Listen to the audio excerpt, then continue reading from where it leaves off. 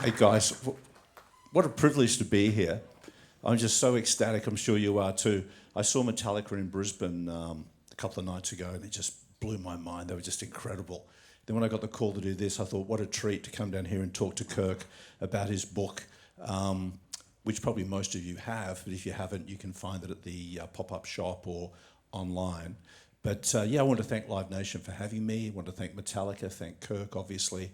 And yeah, we're in for like an hour and a half of some really great conversation, I hope. So let's bring the great man out.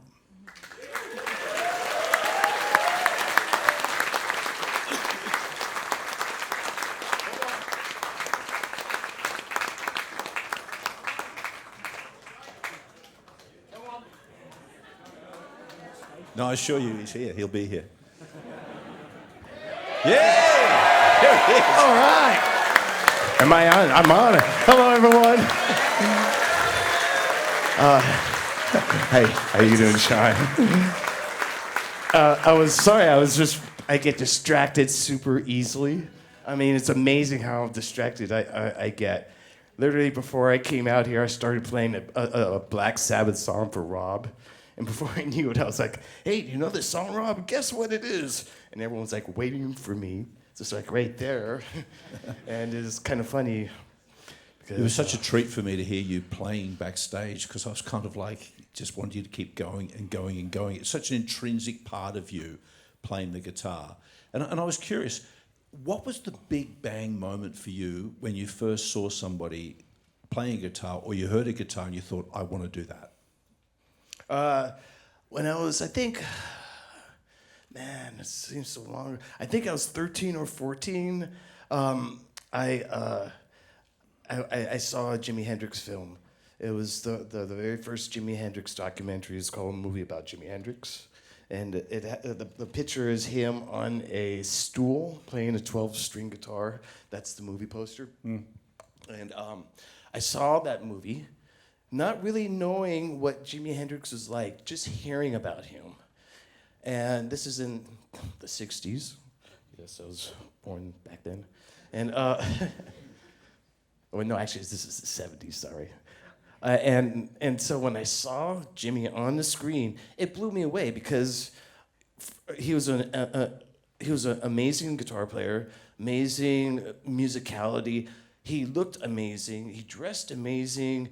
He performed amazingly. He had everything. Yeah. And just like the whole impact of that, I had never seen before, and it just really it just blew me away. It's just like the potential of someone just like being so,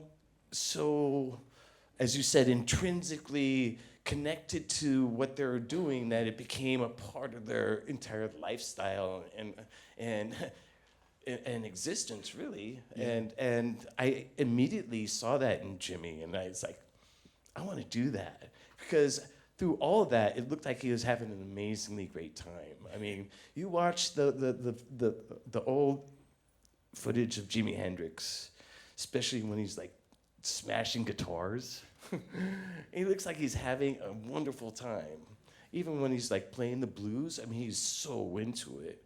And with the Band of Gypsies, I mean, the playing with Band of Gypsies, it was just amazing. And all of that, I absorbed it all, just like so heavily, that it made me want to play guitar. And one of the very first songs I learned how to play was Purple Haze. Wow. Yeah, I struggled with that E7 flat ninth chord, man, forever.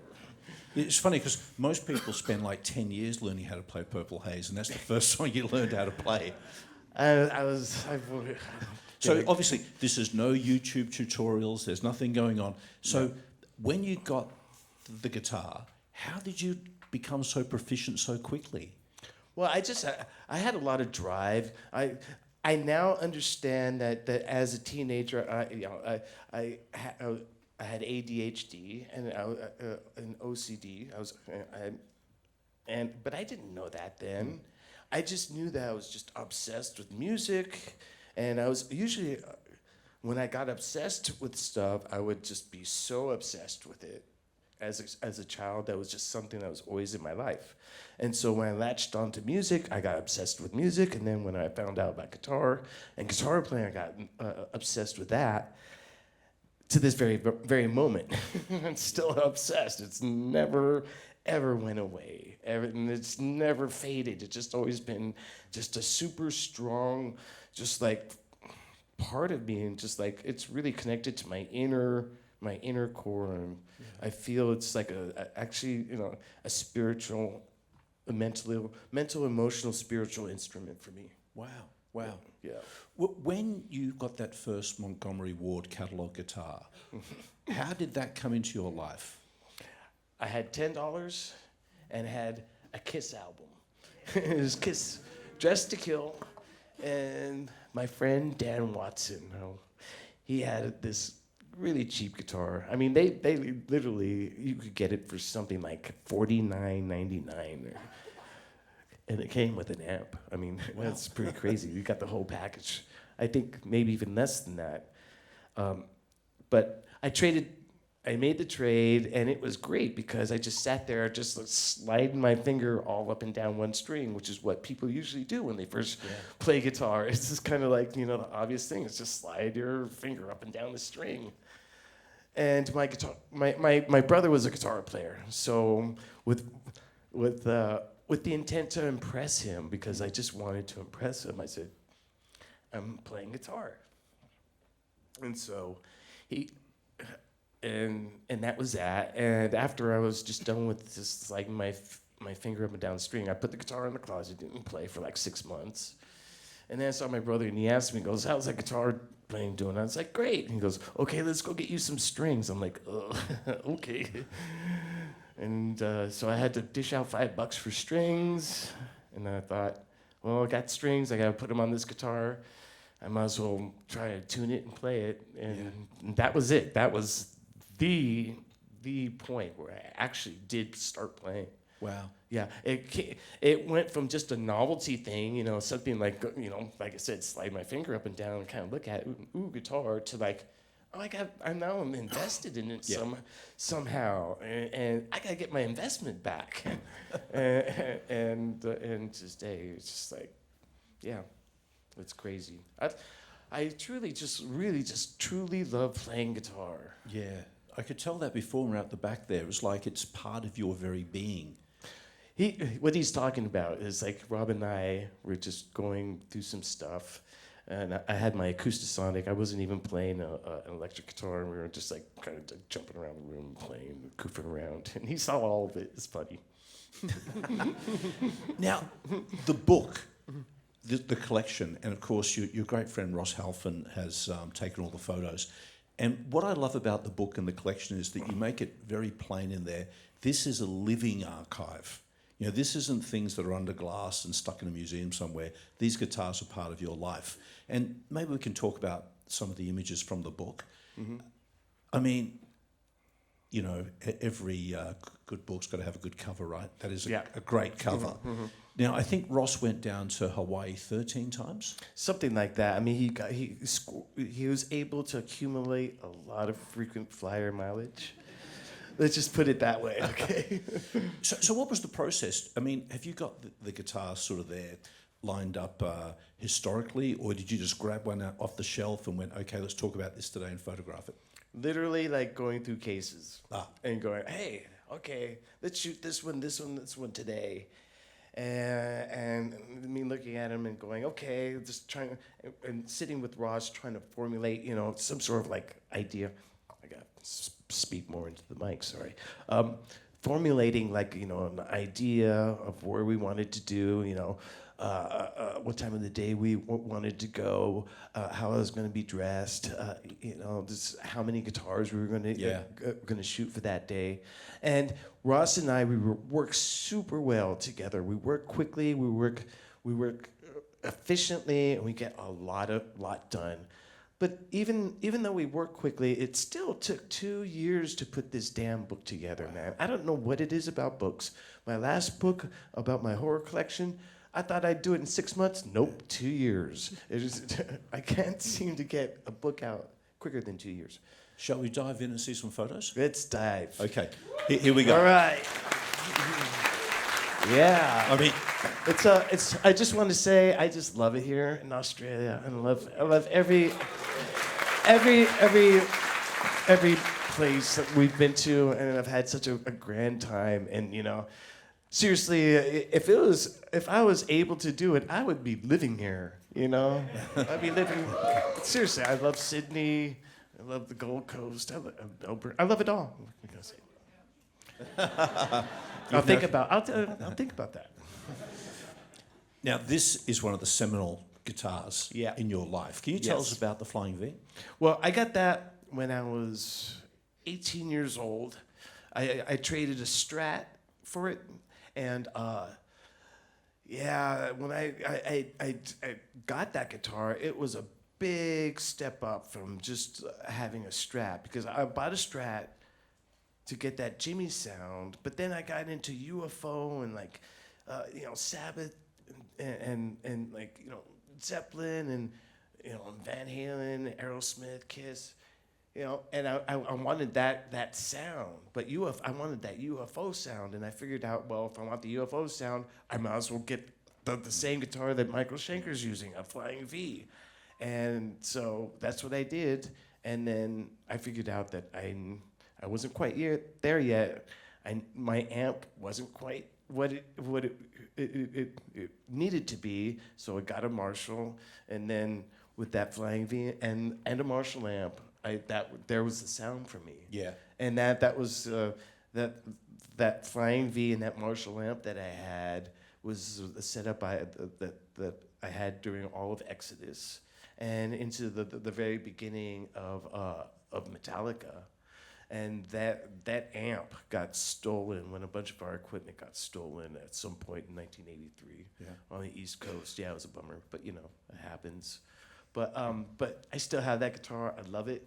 And occasionally I'll open up the case and take it out and marvel on how light it feels, because it never used to feel light to me. It's crazy. I don't know. The guitar's got heavier. Well, I'm just used to playing neck through body guitars now, which are naturally heavier, or Les Pauls, which are just intrinsically heavier. You know what I mean? You are obviously a rock star, and every part of your DNA just pours out of you. But surely, when you put something like that on, you must really feel like a rock star, right? It just looks amazing. I love the shape. I mean, the shape is so great. The Flying V shape, it's my favorite shape. Yeah. I mean, it just feels great and feels right. And when I have it on, I feel like I'm ready for business. I mean, just like, what can I say? That's definitely a ready for business photo, I think. Yeah. Yeah, that's it was 1988 Monsters of Rock tour. Yeah. Oh, that's a great photo. Tell me about that photo. Yeah. Okay, so that was done in downtown LA. I don't know if you guys have ever been to downtown LA, but it's a scary spot. I have never been to downtown LA. I'm from San Francisco. I live in Hawaii. There's no reason for me to go down to downtown LA. But then, they said, we got to go down to downtown LA to do this shot because they found a place to do that on the marquee. I'm like, okay, but whew, man, we should have arrived in a tank. We did that shot so quickly. And then I ran into that whole box office area. That was our safe spot. Yeah. Was this also in Los Angeles? Where was this? No, there's an area in Honolulu called Kaka'ako, and it's kind of the graffiti area of Honolulu, and that's where a lot of street artists go and just and do these magnificent pieces of art on sides of buildings and warehouses and whatnot, and what can I say? When I see something so wonderful like that, and Ross is so good at the big panoramic shot. I mean, it was a no-brainer. Ross would go, run in front of that one, grab that guitar, click, click, click, click, click. So, what's the relationship like with you and Ross? Do you guys? Does he let you get into the viewfinder and see what he's shooting?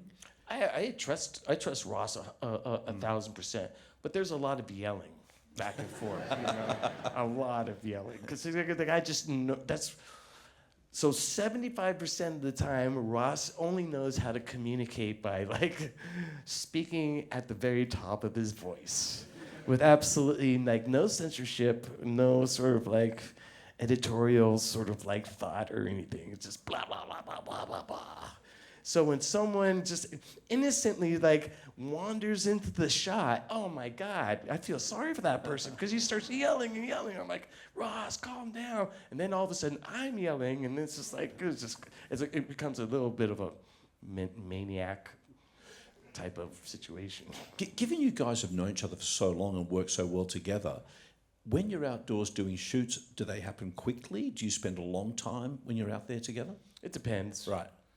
It really depends on the light and just where, with him, he's always like looking at the sky and looking at the clouds and like saying, okay, if we wait, these clouds will come over and it'll be more filtered or whatever. I mean, he's that kind of guy. And so that's, we would do anything we needed to do to get the proper shot. And a lot of times, we would discuss what type of shots we needed. Yeah. And so if a good time for us to do this, a good time of the day would be like, midday for these type of shots in this particular part of town because of where the sun would sit in relation to where we were. And so, easy to do when you're on an island, for sure. That's a great shot. Yeah, that shot was done at just like 5 o'clock in the morning. Yeah, and it's just like, whew, and the wind was blowing, it was cold. And then thank you. And I was thinking, I can't believe Ross talked me into this. And I'm used to getting up early, to get in a good surf, because a lot of times in Hawaii, the best surf it just happens earlier in the morning.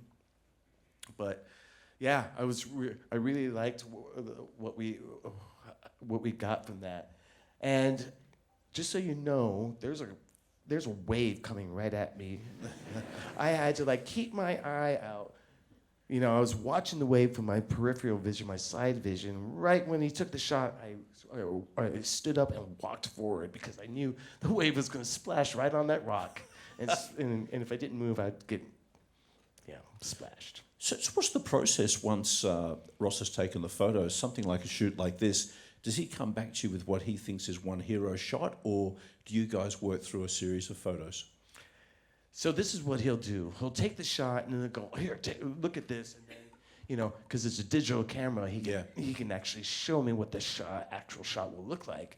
And then I'll say to him, save that shot. And he'll say to his assistant, make a note, this is the one, this is the one, this is the cover shot, That's pretty much how we do it. We're constantly, in this process, we're constantly earmarking shots for, okay, this shot's going to go here, this shot's going to go there. And if you notice through the whole book, there's a continuity to everything and how everything kind of unfolds. Well, it's funny, you got the guitars and you got yourself, but obviously Hawaii is a character in the book too, I think. Yeah, I've said this before. It also is kind of like, my way of just sharing my love and appreciation for the beauty and natural environment of Hawaii. It's so beautiful, and I just wanted to capture that and share that with people, because I just really love it there. I'm an ocean person who likes to be outdoors all the time. Yeah. That's why I love your country. Yeah. That's why I love your country. It's my kind of place.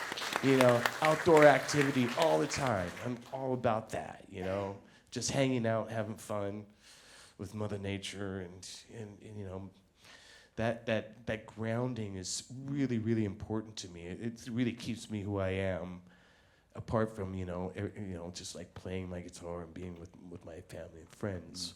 It's important for me to be amongst nature, and so this is also a side of me as well. In the latter half of the book, there's some great photos with some beautiful Stratocasters and the surf. Yeah. I was so impressed that Gibson put this book out. And I was so impressed with them on how they actually gave me a few pages to put in Fender guitars, who they've had a rivalry with ever since 1947 or something like that. It's amazing.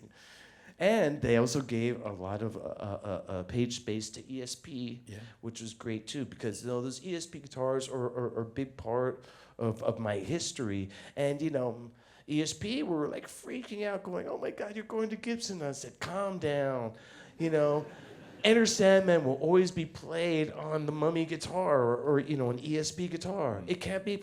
Sorry, Greeny, but Enter Sandman needs to be played on one of my ESP KH1 guitars, and so and it's true. Certain guitars do well for certain songs.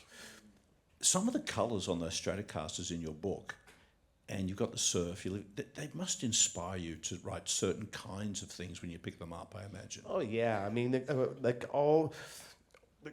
the guitar that I have in my lap at the very given moment, depending on how it sounds, how it feels, how I feel can produce really different types of music and little bits of technique or whatever. Yeah. I mean, when I put on a Fender Esquire, I play a certain way, and I play kind of a little bit more bluesy, a little bit. I try to sound like Roy Buchanan a little bit, or like Jeff Beck a little bit. When I put on Greeny, I'm trying to emulate Peter Green and Gary Moore and Thin Lizzy and all those kind of things, and my own stuff. But when I put on the Mummy, it's just all about full on going wacko on the guitar, playing whatever, the heaviest stuff ever.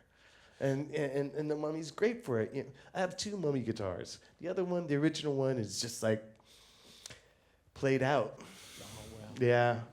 The finish is just falling out. There's so much checking. I love it so much that if I just keep on loving it, it will just continue to just get more and more beaten up. And I love the look of a well-played guitar. I mean, Greeny's the most well-played guitar I've ever seen. But for other guitars, I just maybe you just need to be on the retirement rack in the studio. Yeah. So that's where the original Mummy is. This is the second Mummy, and it sounds just as good, same vibe, and I love this one as well. Just going back to that setup you had originally with your amplifier and your Flying V, there's obviously something inside you as an artist that isn't satisfied with a sound, and you want to keep pushing for something new, right? Man, it's just what it is it's a monkey on your back just going, hey, that little thing, you could have did a little bit better on that, right. Or, hey, are you completely satisfied with that? Yeah. There's this one thing that you should have tried or can try or will try or, you should try. And it's just it really feels like there's something just always kind of in the back of my mind just dictating to me all this stuff, and it really pushes me, and it sometimes it freaks me out because I was just I know it's a part of me, but sometimes it's a part of me is just I want to just tell them, mellow out, man. So when you record, do you get to a point where you go, okay, that is the best I can do, that's finished? And then you have to, Elvis Costello says that records never finish, they're abandoned. I tend to look at recording now just on just capturing a moment, because I it's great to listen to perfection, but I think it's more real of just going for it. Yeah. I love that. But, you get a different end result. And so, I mean, for me, again, I'm OCD about things. Things need to be played a certain way. They need to sound a certain way. The execution needs to be right. It needs to be good enough. And it needs to be good enough for me to live with for the rest of my life. Mm. That's the criteria that I hold onto everything. I have to be able to live with this for the rest of my life, which is kind of a bummer when Rob tells me, okay, you can sing a John Denver song in Denver, and I'll play guitar. I'm like, okay. But then when I see it, I'm like, oh my God. But win some, lose some. Great photo. Okay, so this guitar is amazing because this is the guitar that I was staring at on the back of that UFO album, Force It. It used to be red. It was Michael Schenker's guitar, and that was the guitar that was on the first 3 UFO albums. Well, at some point, Michael Schenker put the V2 paint scheme on it, and then didn't like it after that, and just kind of like put it into storage. And so his tour manager ended up with it and sold it to this one brilliant guitar player. You guys might know who he is. This guy named Wolf Hoffman. He's in this wonderful band called Accept, which I just love so much. Check out Accept. They have a song called Fast as a Shark. It's great. Anyway, I got this guitar from Wolf, and I couldn't believe it. Because when I got it, I looked at the body, and I could see the still parts of the red footage, or red finish, kind of seeping through. And I asked Michael about this guitar. He goes, "Yeah, that is the lead guitar." And also, this is a UFO head, a Marshall head, that I got from someone else. And the interesting thing about this is, I sent Michael a copy of this book. Yeah. You know, I sent so many people copies of this book. I sent Michael a copy of this book, and so I got a message via Ross Halfin saying, "What is that?" Well, Michael asking me, "What is that Marshall head in your book?"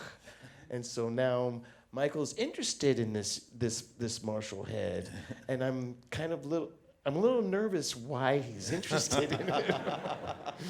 You know, I hope it wasn't like something that, you know, just like all of a sudden one day disappeared or something, because that happens.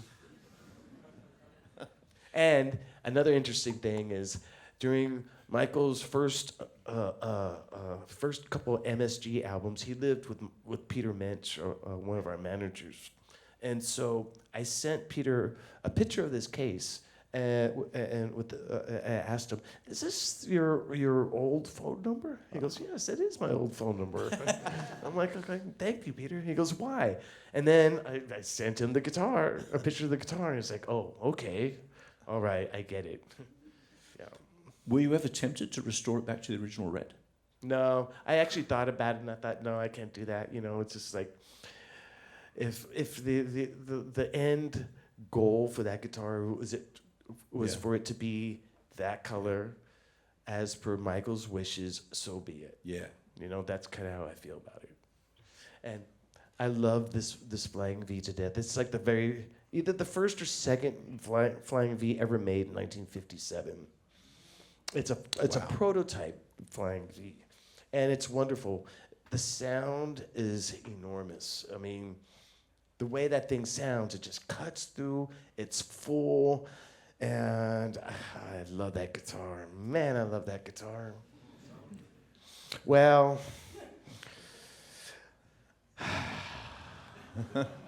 I love it. So I'm going to talk Gibson into maybe doing a limited edition. We'll see. You've spoken before about 1959 being a really special year for guitars. Yes. Can you explain why? Well, in 1959, I found out that actually, oh man, let me think about this. Sorry, I'm searching my memory banks right now. Okay. Yes, it is indeed. In 1959, Gibson, on their PEF pickups, used German metal, and instead of their standard metal, only for that year. And that's why pickups from 1959 have that certain sound. And so a friend of mine told me this. He lives in Europe, and actually tracked down the actual factory. Wow. I know. Talk about being obsessive. Where that German metal that they got the pickup covers for were made, and it has something. It just helps the sound. Wow. Yeah. Could be some old Panzer or something that's in there. Who knows, Yeah. man?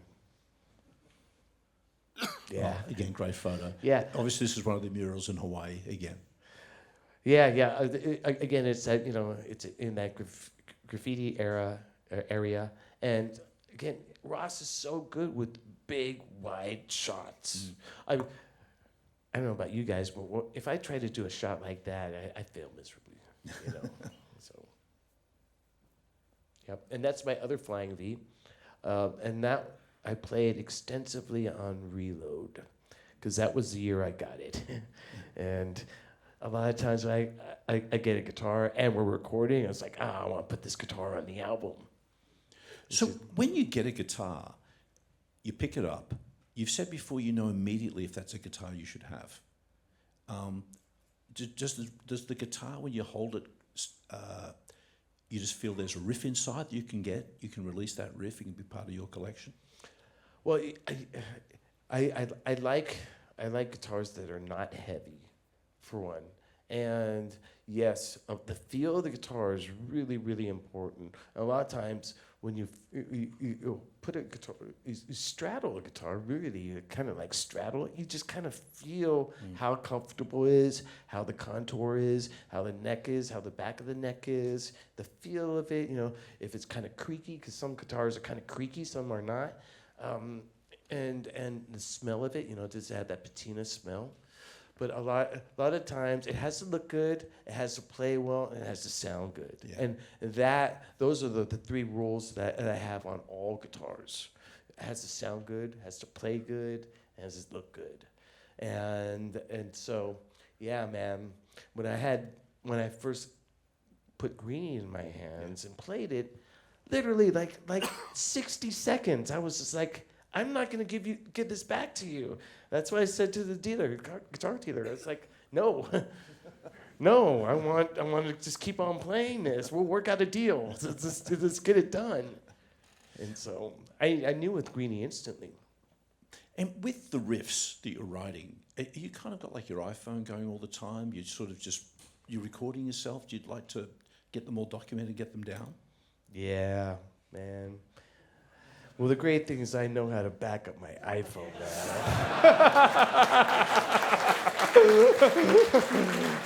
And damn. You know, I just like, I don't know what it is, man. It's just like, you know, it's just like I get a guitar in my hand and it's just like music just comes out. And it just, and then I'm compelled to pick up my oh man, I'm on riff 798. Oh God. And I've heard too, Kirk, that you do A riffs, B riffs, and C riffs, and you always present C first to the band. Is that true? No. Ah. I know which riffs go to the band. I mean, it's obvious which riffs are for the band. You know, and obviously the best riffs go to the band. I want the best riffs to go to the band because that's where they should go. Because that's my band. You know, but then I write a bunch of crazy sideways stuff that just a band will never play that. You know, it's just like I would never get the guys to play that. They would look at me and just like, huh? No, that's not our sound. And so I have a profusion of music like that. And then I have like at least 4 albums worth of material that I wrote with Rob Shaheel. And the reason why I say that is because, I mean, for the last 3 or 4 years, we've been writing these duets for the show, which were like 3 minutes long, and we realized that, oh my God, now we have like 30 or 40 of those pieces of original music that have like really great stuff in it, and we can mine that stuff for just songs forever, really. I mean. And so, no shortage of music on my part. We can expect a double. I have a lot to work with, and you know, as soon as the 72 Seasons tour comes to a close, and I have a young child in my house right now. When he gets a little bit older, I'm gonna, you know, my output is gonna increase, and you're gonna hear a lot more music from me. In all sorts of different shapes and sizes. What time of the day was this? Yeah, that was that was okay. So that spot, we always came to the same spot, which is right behind Honolulu Aquarium. And it was always different because the ocean always looked different, the sky always looked different, the clouds, the sun, the position of the sun, the time of year. And so there was a whole series of silhouette shots that Ross and I were doing, and this was actually one of them. But man, it was so difficult doing that shot because I had to hold that position for literally like 3 minutes. I mean, you can't tell, but I am sweating so much. In Hawaii, it's humid. You know, you guys know what humid weather's like. Holding a position, oh my God, I was a sweaty mess. But then that shot became like a real key shot for everything. Okay. Yep. Yeah, this is amazing. There she is. Yeah. And you know, I think we can have a round of applause for Greeny. Yeah.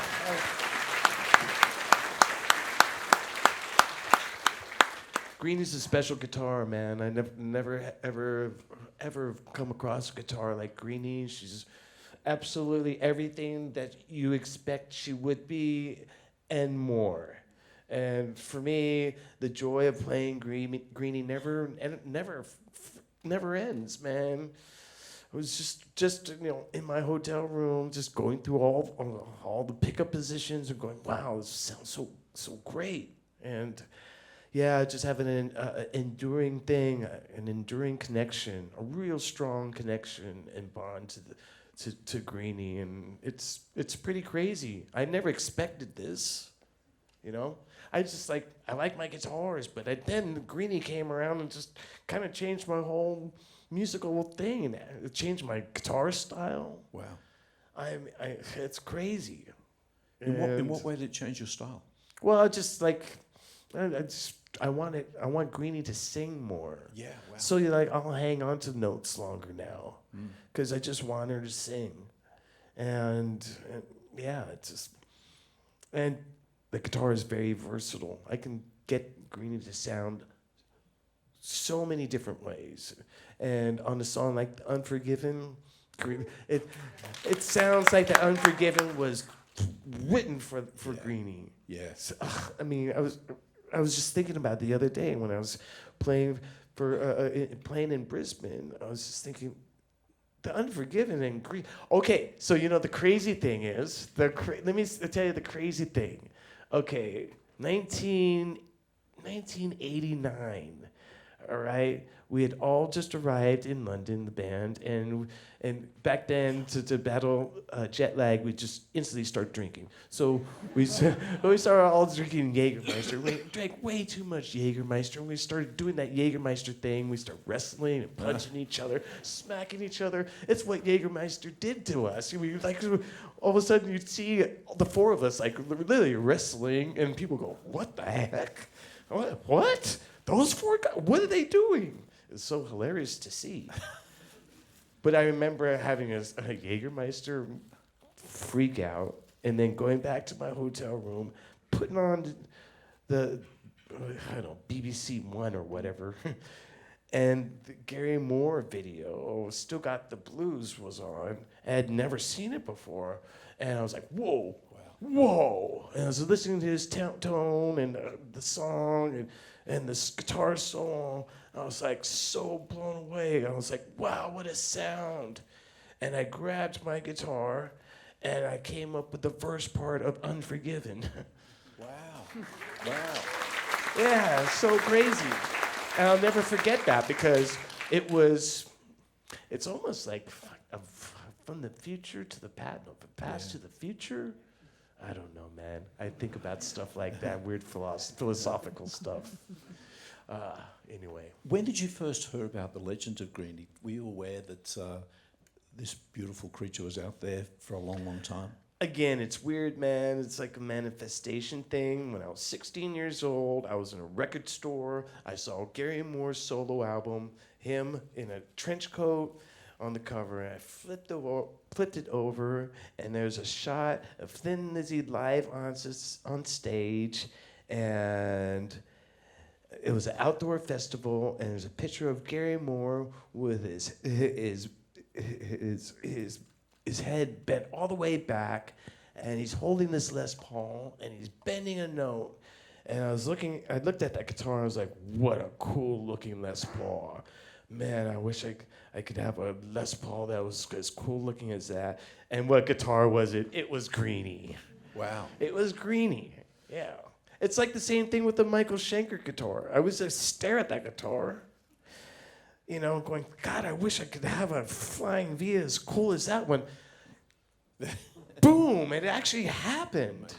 It's just, I can't believe it. These things happen to me.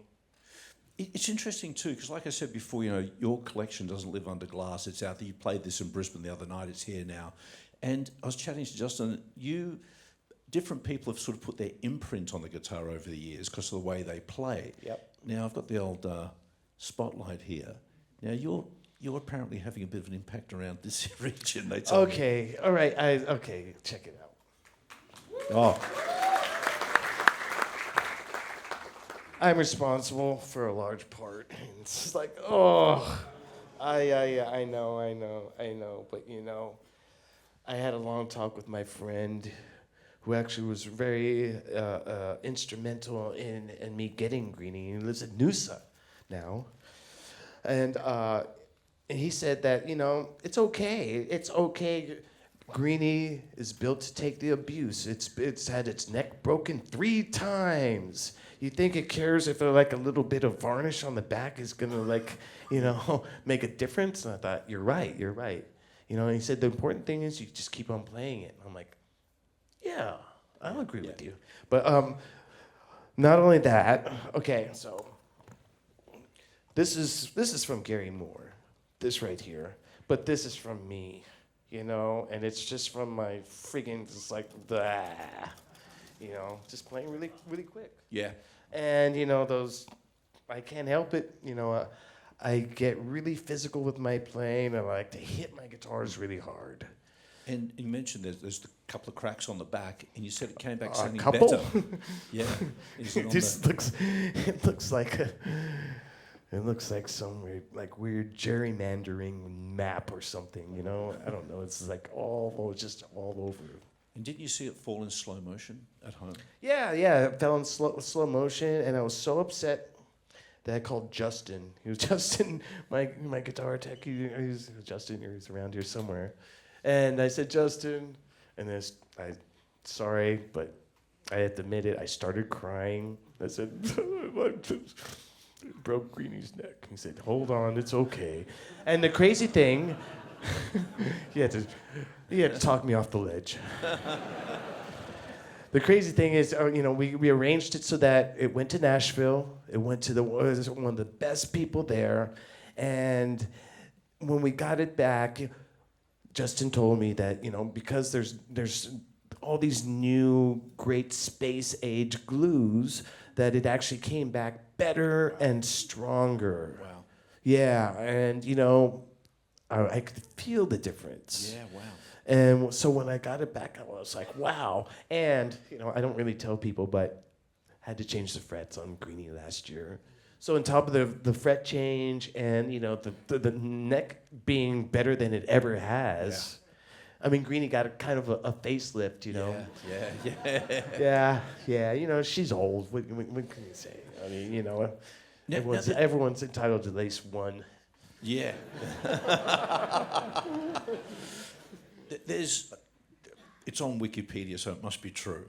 But there's stuff saying that, I don't know if this is true, I'm going to ask you, or you will know. Somebody said Jimi Hendrix played this guitar. Yes, Jimi Hendrix played this guitar. I got a long email from someone who was he was in a band that opened up for the Animals in some club in London in the late 60s. And so when the Animals were playing, Jimi Hendrix and Peter Green came into the club, and Eric Burden called both of them up to the stage to jam at the end of their set, but there was only one guitar. So Peter Green gave this guitar to Jimmy, and Jimmy went up and played Greeny left-handed. Oh, wow. And so I couldn't believe the story. It was great. But then at the end of the email, the guy said, do you want to buy the cabinet that Jimi Hendrix played through? I was like, I'm good, thank you. But thank you so much for the story. And it's crazy because we get a lot of other weird, like, stories of misadventure that Greeny's been involved with. I mean, Greeny's been stolen and recovered. Wow. Yeah. Greeny's been in car wrecks. I mean, it's crazy, you know? And we're still getting other stories about Greeny. And I hear that George Harrison played Greeny. Who? George Harrison. Oh yeah. Well, Gary Moore and George Harrison were neighbors. They lived literally right next door to each other, and so it was George Harrison that pushed Gary Moore into going into that more bluesy sort of direction. Yeah, wow. Yeah. And you've got another of Gary Moore's guitars too, haven't you? Yeah, I have one of Gary Moore's other Les Pauls. It's not the one that the family has with the black pickups. It's yet the other one that he played a lot. Wow. Yeah. I'd love to talk about this photo if we could for Yeah. a second. This beautiful photo. It's Yeah. you and Peter Green. Can you tell us when that was taken and what happened? Yeah, that was I think it was 2019, and ostensibly, you know, we went there. It was kind of on a two-way mission, and you know, I can talk about this now. I think it was to meet him, but it was also to try to talk him into playing the Peter Green tribute, Yes. because everyone spoke to him, including Mick Fleetwood, but no one got a solid answer from him. And so everyone assumed that he wasn't going to do it, and I went over there to kind of like try to do that. But I was so nervous. When I got there, I was just, you know, I was like, hey, Peter. And I knew he was into fishing, you know, and like, you know, I grew up on a boat and fished a lot. So we spoke about fishing, you know, river fishing and whatnot. And then at one point I saw that there was a copy of Master of Puppets on the table, and I thought, okay, good, he knows who I am. At least I don't have to explain it to him, because, you know, sometimes you have to explain to people, you know, well, I'm in a band, and blah, blah, blah, and, you know, and it's kind of awkward, but he knew who I was. I was like, thank God. And so, you know, we talked about other things, and then I said, hey, I got a guitar to show you, and I took out Greeny. I go, this is your guitar? He goes, that's not my guitar. My guitar had a lot of red in it. And I was like, okay. And then we went on to other things, and it was actually really, really great, you know, being with him and spending that time with him. And he asked me to sign the album, and I signed his copy of Master of Puppets, you know.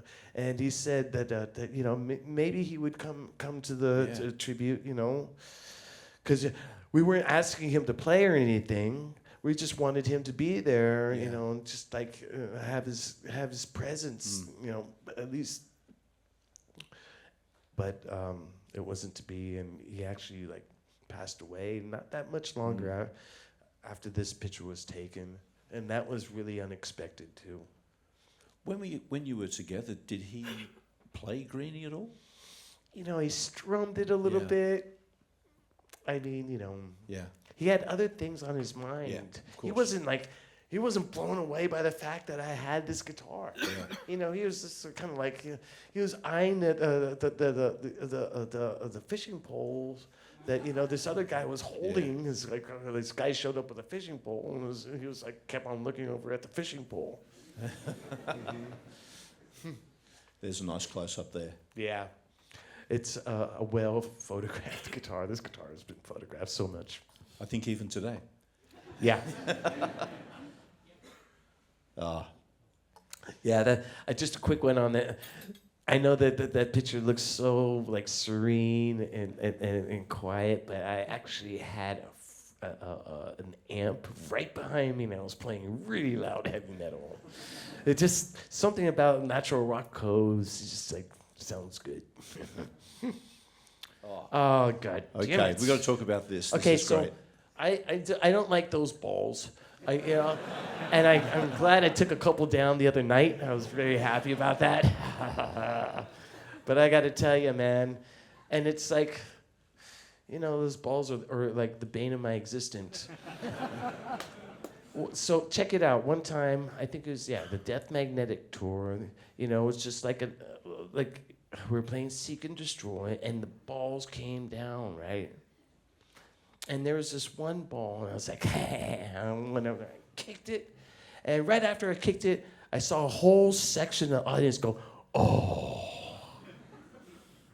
And I'm like, what? And I turn around, you know, I'm like playing the song, and I look over at Justin. He has this crazy look on his face. I'm like, what's going on? What's going on? He goes, never mind. I'll tell you later. And then so we play the song, and then I look down and I see this little girl crying. I'm like, what's going on?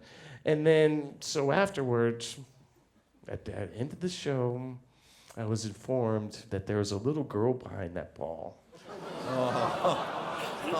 Yeah, it was a real bummer. And I was like, oh no. And there's an incident where, you know, she fell off the stage. I'm like, oh no. So I went on YouTube, and of course someone had it that night. And I saw it. And no, she didn't fall off stage. Okay, I gotta put Greeny down here just to be accurate. Okay, so the ball was there. She was behind the ball, and this footage is still on YouTube, by the way. You can go check it out. It's really great. It's like I suggest you check it out. Okay, but anyway, she was behind the ball, and I whacked that thing with my big old Doc Marten boot, you know. And it sent her sailing up in the air, literally like 15 feet up in the air, and the stage was already 10 feet or 12 feet off the ground. So she's up in the air, and she arcs, and she comes down, and Chad's guitar tech catches her. It was the most perfect catch, you know, catches her, and God bless Chad. Oh my God, when I saw that, I was like, God bless Chad. He saved her. And I thought, was it here? Oh my God, I'm so sorry. You guys saw that. Oh my God, that's amazing. That's amazing. Because I couldn't remember where it was. I tried to put it out of my memory until see these pictures of the balls, and then I'm instantly triggered. But yeah, you know, it all makes sense. And then I watched it, and I was like, damn, I have to see that again. So yeah, I checked it not that long ago, maybe sometime last year. It was up to like, I don't know, something like 2 or 3 million views or something like that. I don't know, but check it out. It's actually really amazing, you know. I'm not happy about the fact that it made okay, she was our wardrobe lady's daughter, and she used to always dress up in all these Disney outfits, and we used to call her Snow White, and it's like it was so bad to like have to do that to Snow White, but you know, check it out because it's kind of amazing how she soars through the air, and how Chad's the total hero and like catches her, and it's like, God bless Chad. Yeah, so that's why I have so much derision toward these balls. There could be a few Snow Whites there tomorrow night, I think. God bless Chad. God bless him. Yeah, that's called Ralphie. That's another Les Paul that I have. And, okay, so I have to tell you, Les Paul standards are like, I guess, you know, other than Flying V's and Stratocasters are my favorite guitars. They're the modern day Stradivariuses, I believe. Wow. They're so wonderful. They only made 800 of them from the time they began production from 1958 to 1960. And the price of them is just horrible. You know, when I started buying them, they were somewhat affordable, but because of the legend and because of the quality, the sound, and you know the people who played them, like Eric Clapton and Jimmy Page and Jeff Beck and Paul Kossoff and Gary Moore. I mean, you know, people want them. Yeah. And so now they're rare and they're hard to get. And so when I can get one, I'm very, very happy about it.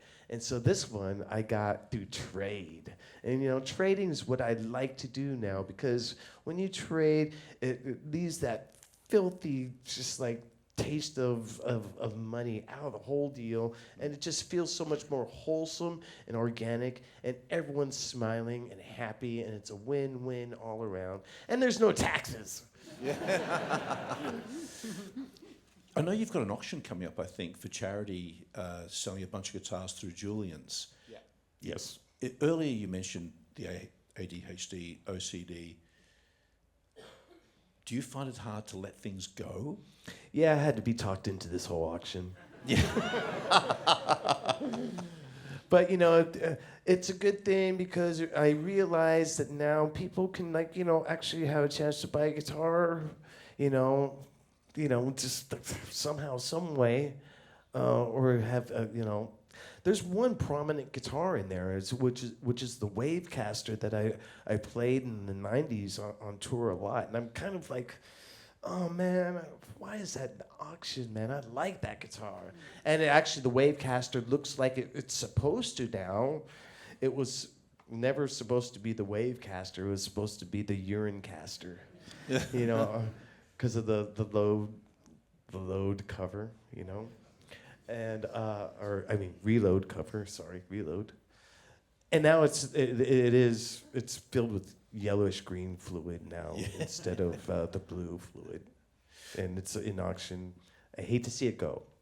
And I guess you've said too, you want the guitars to be played. You don't want them deteriorating in a case, do you, over time? You want them being played by somebody.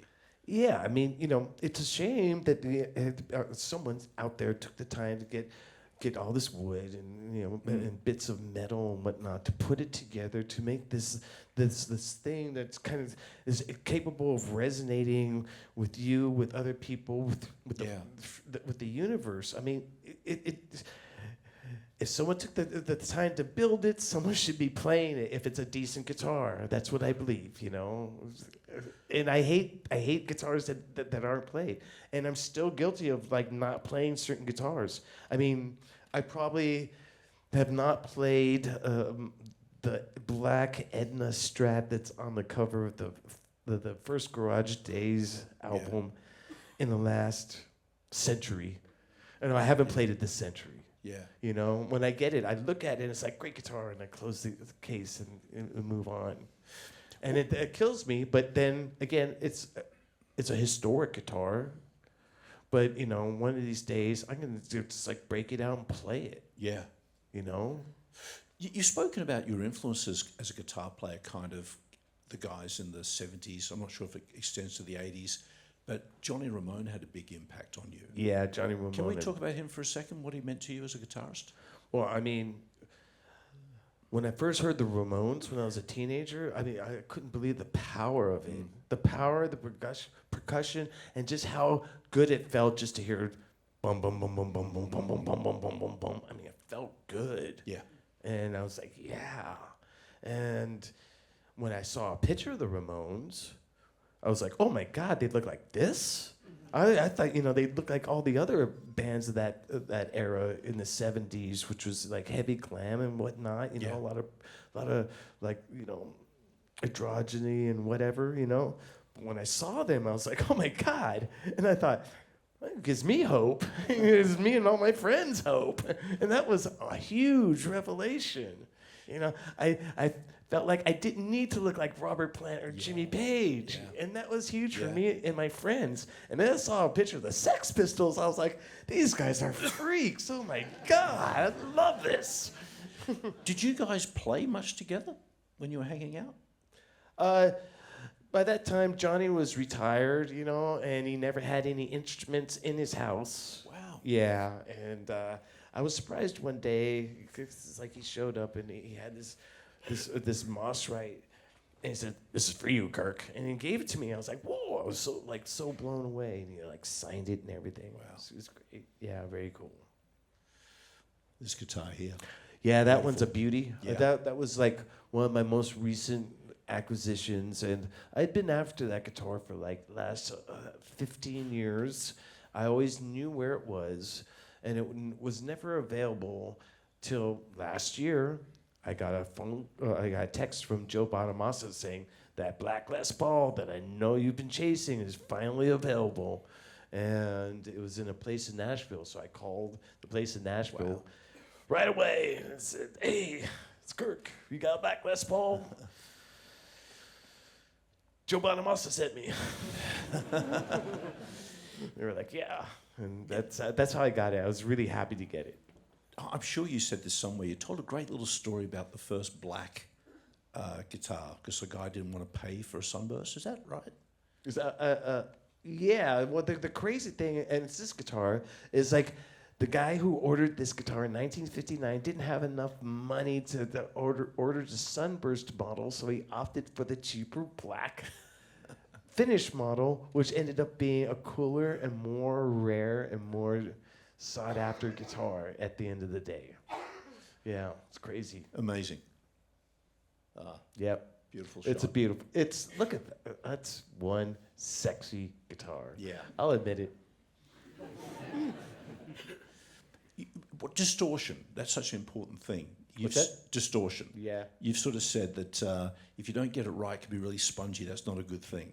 Well, it depends, you know. Yeah. Yeah. There's different types of distortion that are very effective for what you need to do, you know. And P90 pickups are really like my new favorite thing because they have like a weird edge to it that's a little bit spongy, but not really, you know. And that guitar right there, oh my God, that guitar, I call that one the monolith because it just has such a huge sound. And if there's ever a guitar in my collection that's gonna give Greeny an honest run for the money, it's that guitar right there. It sounds so full. When you hit a chord, it's just like, it'll fill a room. And there's a distortion, again, on those pickups, 1959, major. Wow. We keep coming back to that year, don't we? It's remarkable. I this love guitar. 1959. It's Yeah. such a great, I mean, Greeny's from 1959. So. Wow. Yeah. How do you go with feedback on that guitar? Pardon me? Feedback, is that ever a problem?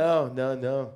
And the interesting thing is, I found a picture from the NAMM show, Chicago, 1959. And for you guys who don't know, the NAMM show was like a national musician, a retailer convention that they had every year, and they still have it to this day.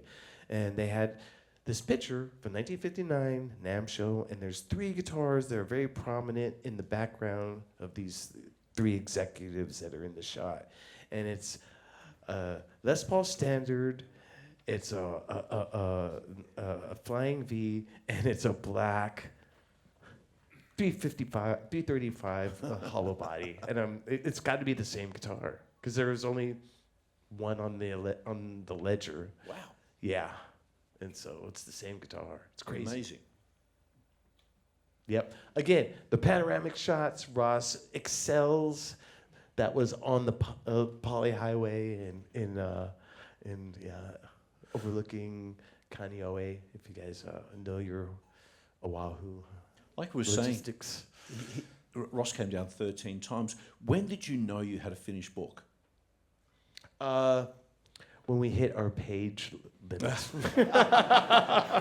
That's what it really comes down to, people. Page limit. You know, it's just like CDs. You can't fit more than like, what is it, 70 minutes? You know, 78 minutes, there's one CD we had where we pushed it, like 2 minutes left.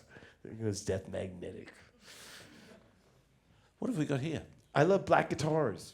I love black guitars. That's why my very first ESP was black.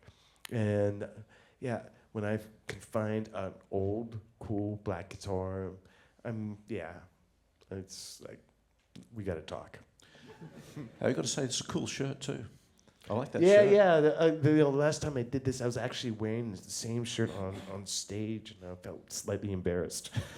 So I made sure that this time I had just a plain white shirt on. Hey, that's a great shirt.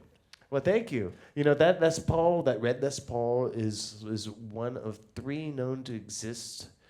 And it's really amazing because, like, again, it's a guitar that I just kind of like, it found its way to me. And it's just another super rare guitar, and it's very unusual to have a black Les Paul Standard, but it's even more unusual to have a red Les Paul Standard. And it's just part of the collecting thing. I've been collecting things ever since I was 6 years old, and I just figured out early in my collecting life that the best things to collect are the things that are the most rarest and are in high demand, and usually those things are the coolest things too. Yeah. Yeah. See, there it is in all its glory. Yeah. Here we go. Yeah, that's rare because usually these guitars are in a white, but this one's in red. This guitar was owned by John Frusciante, and it's in one of the Red Hot Chili Peppers videos, maybe Under the Bridge or something. I don't know. Wow. Yeah. I could never figure out why John got rid of that guitar because it's an amazing sounding guitar. It really sounds great. Did you ever go through a period when you were playing live where you wanted to play the guitar that you played on the track, on the record? No. That's like, I view everything that I've done in the studio as its own thing. And now, when I look at the list of songs in the set, I think of what out of my live guitars would be able to like execute that song most accurately. And so, because sometimes we play a plethora of guitars on one song. Yes. That happens sometimes, and so you just have to find a guitar that's versatile that can cover all those various roles in the song. Sometimes when you're playing guitar in the studio, does your guitar have to relate to James's guitar in some way? Oh yeah, you have to be in the same frequencies. I mean, we can't have clashing frequencies, or it sounds weird. Yeah. We want to be like a unified voice. Just solid momentum. There needs to be some sort of like separation in character and whatnot. But usually, when James and I lock in, man, it just feels so great. And we're just so good at locking in now after all these years. We just lock in instantly. Yeah, it's a thing. I was just thinking about it. It's just like I'll play with other guitar players that played for a long time, and it's weird. It takes me time. It takes us time to lock in. But with James, boom. But then it's just a testimony of just playing with the same guitar guy, for the last 45 years and recording and, writing songs and whatnot. And I've heard you say, too, that you sort of feel that you should play older material, you stick to the part largely that you did in the studio. No. Newer things I just don't do off that. the hook now? Right. Nah, a lot of times it's just like I change stuff all over the place. Yeah, the beauty about being a lead guitar player who's soloing all the times, I could just improvise when I want to. I could change parts when I want to. I know you guys don't like it, but it's just a part of my musical makeup. And because if I play the same thing all the time, it feels like a part. Like a lot of these guitar solos feel like parts. Like the guitar solo in Master of Puppets or Enter Salmon or One, they all don't feel like guitar solos anymore to me. They feel like parts. And because it's always the same, and I know you guys love hearing it, and I do that because it's just part of what is the essence of the band. And I don't want to deviate too much from that. But then there are guitar solos where I know I can just change anything or everything. And sometimes I do, and I have a great time with that. Fade to Black, it's always a different guitar solo every single night. And I don't even know what I'm gonna play. I'm saying a prayer right beforehand that it goes good, seriously. And usually it goes good. Sometimes it doesn't. But I'd rather be known as like an imperfect guitar player with a lot of character rather than a precise guitar player hits all the notes but just sounds sterile. You know, that's just like how it is. Yeah, well you know, said. it's real guitar playing in the moment. Yeah. Real guitar playing in the moment. You know, and taking in all the dynamics of the situation, the environment, and how I'm feeling, how everyone else is feeling, how you guys are feeling, your reaction, you know, my reaction. All of that, I feed off on all of that. And when you guys are just rocking out like you guys usually do here in Australia, I feel so good about every time I go into guitar solo. So yeah, it means a lot when you guys are just loving it, because then I'm loving it just as much. And then it becomes a feedback loop, and everyone's having a great time. And that's the beauty of music, and live performances that are created on the spot. Yeah. You know, it's just like we're a real band. Yeah. Yeah. Well And said. there's, you know, we do it. We can do it. Yeah. We can be Metallica with anything, any instrument you give us. You know, we don't need computers or a bunch of stuff. You know, you give us 2 guitars, a snare drum, a kick, and a stand-up bass. You know, we still sound like freaking Metallica, because that's what we are.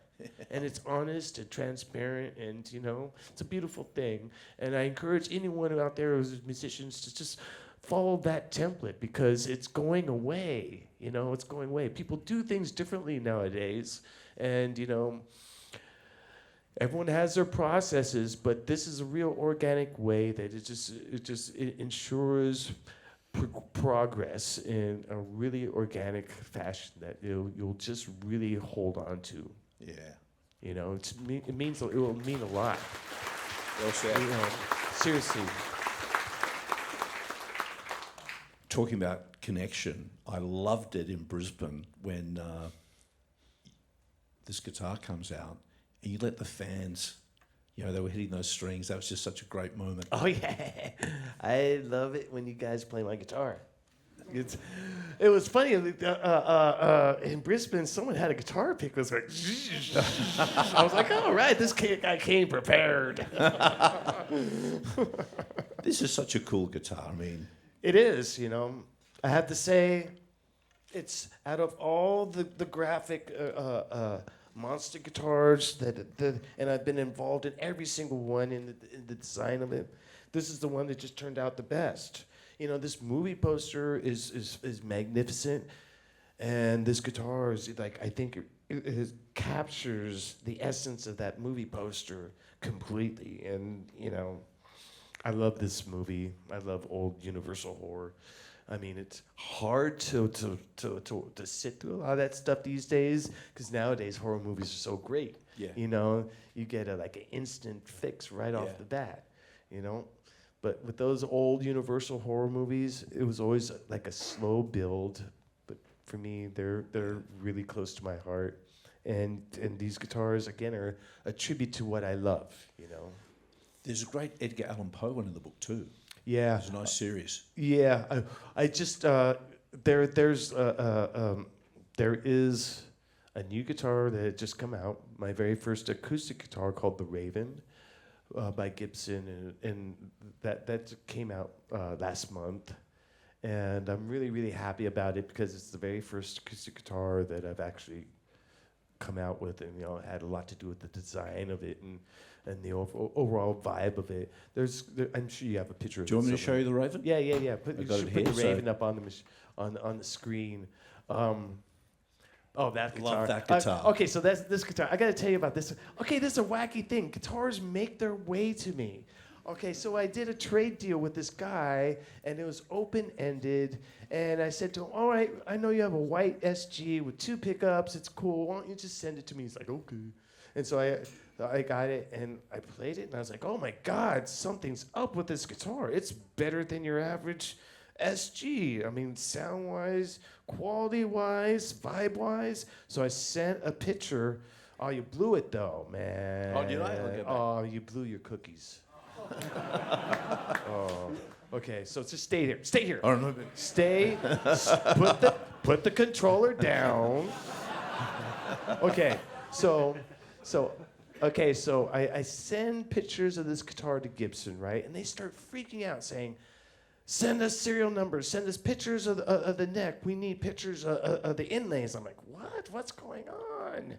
And so I do all that, and then after a barrage of pictures, they send me one picture. Okay, go two shots forward. Not that next one. All right. They send me that picture. And they said, this is the guitar you have. And I was like, huh? It's Les Paul's guitar. Amazing. It's Les Paul that he played on this album. It's insane. I couldn't believe it. I could not believe it. They ID'd it by the inlay right there, because it's abalone. All the abalone inlays are never the same. It's like fingerprints for a guitar. And they've been able to ID Jimi Hendrix's Flying V from the abalone inlays. Wow. You know, as an example, and they're able to do the same with this one. And it's crazy because, like, these famous guitars, like I said, they make their way to me. It's just they make their way into my orbit, and I don't understand why. I don't even understand why I'm even asking why, but it just happens, okay? And so, this guitar, it's special. I played it live, and it's great, and it's probably going to be on future recordings because it has that Angus Young bark. Yes. I love Angus. Thank you guys for creating Angus. Yeah. Thank you guys for creating Akadaka. I know you guys didn't create him, but you know what I'm talking about. So. You know, there's a few more pictures here, but I'm just wondering if you feel like playing, maybe. Yeah, it's a good idea. Is there anybody? I'm getting a little like cold. You know, I don't know, man. I don't like usually when I'm playing, I like a little bit of backup. You know, is there a bass player in the house? Is there a bass player named Rob Trujillo in the house? I don't know. Rob, is Rob around? I don't know. It'd be great.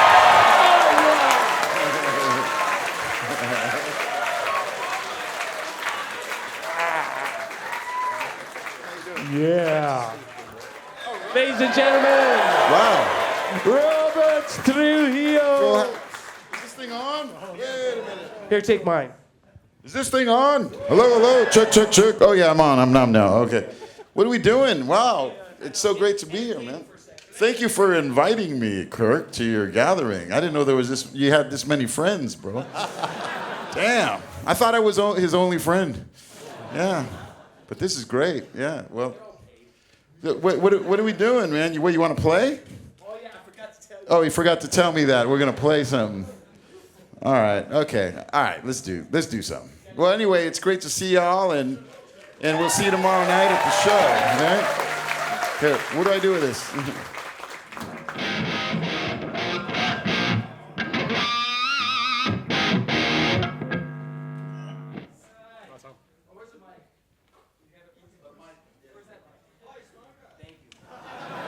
All right. Okay, everyone. Okay, so I asked Rob last night if he would show up and do a song. He's like, well, okay, but what song are we going to do? And then he said, let's do Devil's Lettuce. I'm like, we haven't played that song for a while. But, yeah, it's our hit single. Yes. But we got it together, and so, yeah. 10 minutes before I had the arrangement out here. We don't have a music stand. We never have a music stand. Do you want me to hold that? You know what? Okay, so let's see.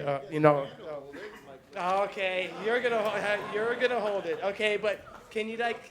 Oh wait. Okay, can you do us a favor and like just sit here? If you can just sit here and kind of like cross-legged. Yeah, and then come a little closer because okay now. Okay, so now hold it up a little bit. Okay, are you okay? Perfect. Okay, are you comfortable? Make sure you're comfortable. I don't want you like cramping up or anything. Okay. All right. So, okay.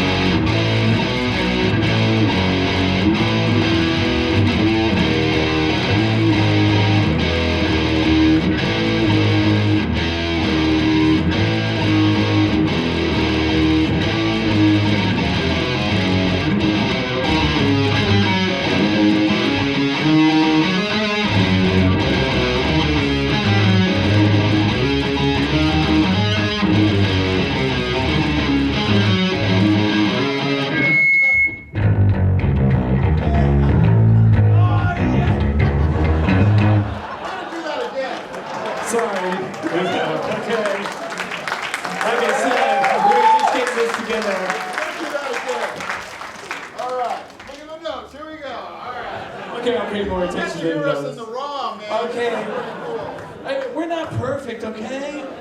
Man, everyone always expects perfection and like, man, it's like it's the imperfection that makes things funny. Okay, from the top. Yes, absolutely.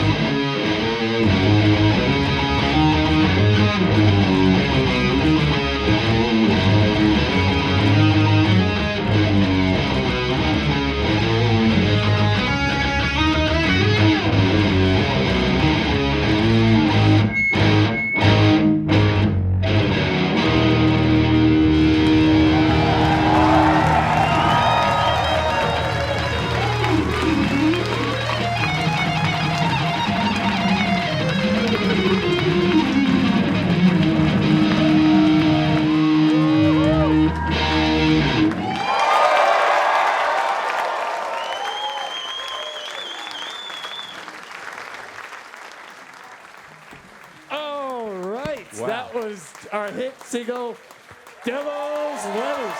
Thank you so much. Yeah, right on, man. Come on. Thank you, everyone. All right. That was Really. Thank you all. Oh, It's been really great. You photoing or what are you doing? Oh yeah. Usually at this time we take a photo, but there's no one. We don't have a photographer. All right. But anyway, okay. Are you okay? Right there.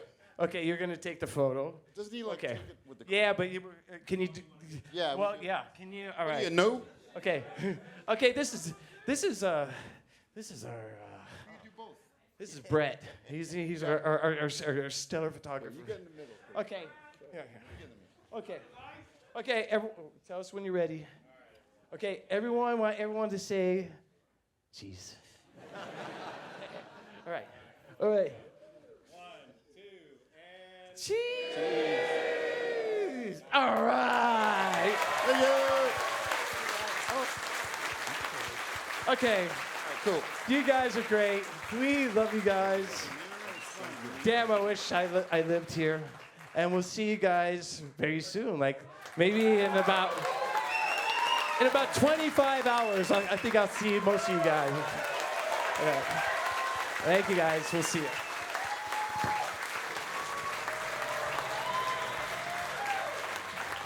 Thank you, everyone.